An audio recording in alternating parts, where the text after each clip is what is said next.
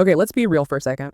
Your day, it probably looks, well, a lot like mine. The moment you wake up, boom, it's just a flood, right?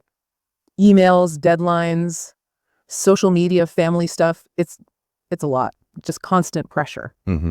Now think about like the image we have of monks, stillness, silence. They seem so calm amidst it all. Right. Worlds apart, seemingly. Exactly. But they have their own inner stuff to deal with too. So it makes you wonder, what do they know? What's their secret for managing things that maybe we could use, without having to pack up and join a monastery? That's a great question, and it's exactly what we're getting into today. We've been looking closely at Dean Jones's USA Awakened episode, one called Mental Health and Inner Peace, How to Manage Stress Like a Monk. And the goal here isn't to say go live like a monk, obviously. Right. Not practical for most of us. Not at all. But we want to pull out 5 really potent monk-inspired ideas for handling stress. Things you can actually weave into your everyday life to feel a bit more centered. Okay, I'm intrigued. Let's start. What's the first strategy? Yeah, number 1 is about embracing stillness. Real power in stillness. Stillness. Okay. Yeah, the USA Awakened piece talks about how monks often deliberately start and end their days in silence, like really consciously ditching the phone, the noise, just focusing on breathing. Huh. That's so countercultural, isn't it? We were busy like a badge of honor. We really do. And this monastic idea, it pushes back on that. It frames stillness not as laziness or doing nothing, but as a vital reset for your brain. A reset button. I like that. So why is that so important? What's the thinking? Well, the core idea is that our constant connection, always being on, keeps our nervous systems kind of perpetually revved up. So this intentional stillness, just tuning into your breath as like a direct antidote, it actively helps recalibrate things internally. Okay. Think of it like, shutting down your computer properly so it can reboot and run smoothly again. Yeah. We need that pause. That makes sense. So for us folks, deep in the daily grind, how do we actually do this? The source suggests something surprisingly simple, like 5 minutes of quiet sitting. Yeah, just 5 minutes. That's it. No apps, no music, just you sitting, focusing on your breath. It sounds almost too simple to work. That's kind of the point, I think. It makes it accessible. No excuses, really. Right. And what's cool is even these short bursts of focused breathing can have real physical effects. Oh, really? Yeah, the episode even mentions this fun fact. Apparently, research shows just 10 minutes of mindful breathing can actually lower your cortisol levels, the main stress hormone. Wow. Okay. So those 5 minutes could pack a punch. Exactly. A small investment for potentially a big return in feeling calmer. All right. Interesting. Let's move to strategy number 2, mastering the art of detachment. Okay. This one sounds a bit more abstract. It can sound that way, yeah. The source makes it clear, though, for monks, non-attachment isn't about shutting down your emotions or becoming numb. Right. Not being a robot. No, not at all. It's more about not clinging so tightly to feelings or, importantly, to outcomes. Outcomes. Yeah, I can see how that causes stress. We want to control everything, our job, relationships, the future. Precisely. And that's where this monastic perspective offers something quite profound, I think. This idea that our desire for control, this belief that we can control everything, is actually a huge source of our stress. We pour so much energy into trying to bend reality to our will. And when it doesn't cooperate, which it often doesn't, boom, stress, tension. Okay. So detachment here means recognizing, okay, what's actually in my control and what isn't, and finding peace in sort of surrendering the rest. It's about accepting the flow. Surrendering, that's a powerful word. How do we even begin to practice that when you're feeling totally overwhelmed? The source gives a really great practical question to ask yourself in those moments. Just stop and ask, is this worth my peace? Ooh, that's direct. Is this worth my peace? Yeah. It just cuts through the noise, doesn't it?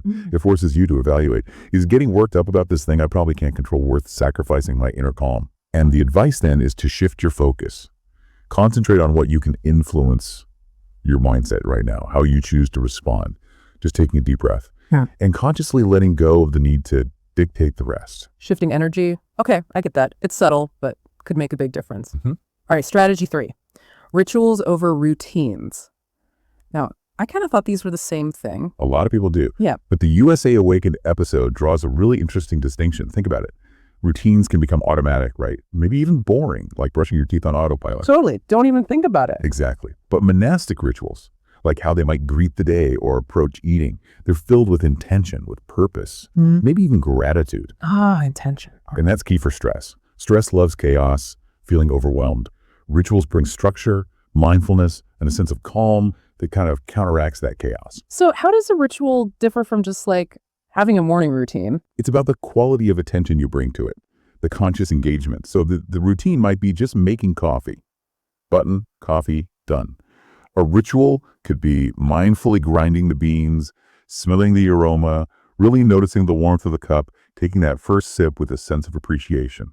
See the difference? Yeah, I do. It's bringing awareness to it. Exactly. You're turning an ordinary action into a moment to anchor yourself. And the source actually suggests a concrete morning ritual we could try, something simple. Yeah, a really simple 3-step thing. First, just a gentle stretch when you get up. Second, say a simple affirmation, something like, I am calm, I am capable. Okay. And third, just drink a glass of water, but slowly, mindfully. Stretch, affirmation, water. Seems tiny. It does. But the idea is that these small intentional acts become like little anchors in your day. Yeah. Moments where your mind can just rest and reset before the craziness hits. Little anchors. I like that metaphor. It feels manageable. Totally. Creates predictability, stability, very soothing for a stressed out nervous system. Okay, strategy 4. This one's about speech. Mindful speech, peaceful mind. The episode talks about monks taking vows of silence, which always seemed extreme to me. Right. But the source clarifies it's not really about hating talking. It's more about understanding the sheer power of words. The power of words. How so? Well, think about the kind of speech that ramps up stress. Gossip, complaining, arguing, that kind of negative talk. Oh, yeah. Definitely feel drained after something like that. Exactly. It affects you internally. It fuels those negative feelings, anger, anxiety, resentment. It actually reinforces them in your own mind. So the monastic focus on silence, or at least mindful speech, comes from recognizing that link, being conscious of how we communicate. That makes sense. So how do we practice more mindful speech without taking a vow of silence? Good question. The source offers a really practical tool, like a monk's filter for speech. 3 simple questions to ask yourself before you speak. Okay, what are we? First, is it true? Second, is it necessary? And third, is it kind? True, necessary, kind. Wow, that's a high bar. It is. Think about how much communication wouldn't happen if we always applied that filter. A lot less gossip for sure. A lot less complaining, maybe. Right. It forces a pause, a moment to consider the impact of our words. Applying this filter, even just trying it for a day, like the source suggests, could seriously cut down on negativity and friction. Yeah, I can see that. Less external noise, maybe more internal peace. A cool experiment to try. Definitely. All right, last one. Strategy number 5. And this one feels a little surprising. Serve others selflessly. Yeah, it seems counterintuitive, maybe. If I'm stressed, why should I focus on others? Exactly. But the USA Awakened episode argues that helping others is actually a really fast way to reduce your own stress. It is. The explanation connects it to monastic life, where service is a big part of their practice. It's seen as a way to kind of dissolve the ego. Dissolve the ego. How does that help with stress? Well, a lot of our stress and anxiety comes from being wrapped up in our own thoughts, our own worries, our ego's needs and fears. True. That's self-focus. So shifting your focus outward, genuinely helping someone else without expecting anything back, it interrupts that self-absorption. It breaks the cycle of worry. It reminds you you're part of something bigger. Okay, so what kind of service are we talking about? It doesn't have to be huge things. Not at all. The source gives really simple examples, like just offering a genuine smile to a stranger, calling an old friend just to check in, leaving an encouraging note for someone. Little thing. Tiny things. The key is doing it selflessly, without needing thanks or recognition. The episode even calls kindness free therapy. Free therapy. I love that. And it can work quickly. Apparently so. Yeah.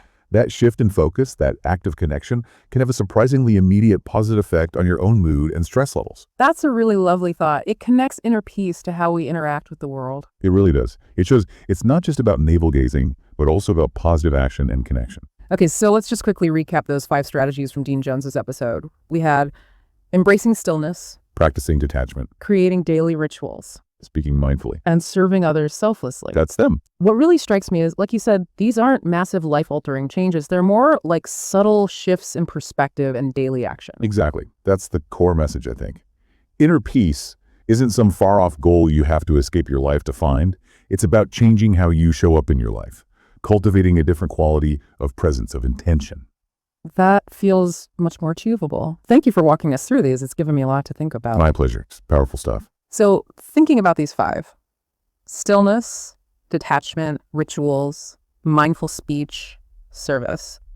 Is there just one specific thing that kind of jumps out at you, something you feel inspired to maybe try or lean into this week? Good question. For me, maybe doubling down a little on the stillness, even beyond what I normally do, like consciously adding another 5 minutes, maybe midday, just to pause and breathe. That feels needed right now. How about you? For me, I think that question, is this worth my peace? That really landed. I want to try consciously asking myself that when I feel that familiar stress bubbling up about things I can't control. Yeah, that's a powerful one. And for you listening, think about it. Which of these 5 ideas resonates most with you right now? That little bit of stillness, letting go of control, a simple morning ritual, pausing before speaking, a small act of kindness. What's just one small experiment you could try this week? Just one thing to cultivate a little more inner peace. Because imagine, really, if you consistently applied even one of these principles, how might that actually change your daily experience of stress, your overall well-being long term? It's worth exploring, isn't it? Definitely. It's a practice, not a destination. So maybe just take a breath right now. Remember that sense of calm. It's always there waiting for you to reconnect with it.